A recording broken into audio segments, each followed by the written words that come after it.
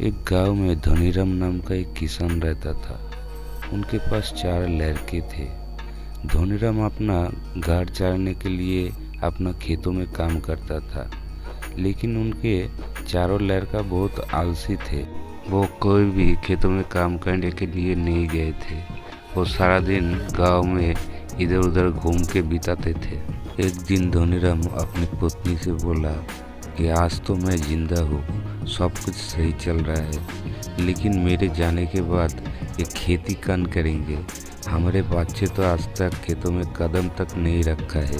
धनीराम का पत्नी ने कहा, कोई बात नहीं, धीरे धीरे वो काम करने लगेंगे। इस तरह धीरे धीरे समय गुजरता जा रहा था। एक दिन धनीराम का तबीयत बहुत खराब हो गई। इस दौरान अपनी पत्नी से कहा, चारों लड़के को मेरे पास बुलाओ, मेरे पास समय बहुत कम है। धनीराम की पत्नी ने चारों लड़कों को बुला के लाती है। फिर धनीराम ने चारों लड़कों को बोला, खेतों में मैंने खजाना छुपा के रखा, मेरे जाने के बाद तुम लोग को निकाल के बंटवारा कर लेना। कुछ दिनों के बाद धनीराम के मौत हो गए। फिर चारों लड़का खेतों में गए और पूरा खेत खोद डाला, लेकिन खजाना किधर से भी नहीं मिला।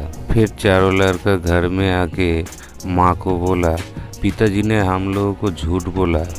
फिर माँ ने बोला, तुम्हारा पिताजी ने पूरा जिंदगी इस खेतों से कमाया है, तुमने तो पूरा खेत खोद डाला, अभी इसमें बीज भी डाल दो।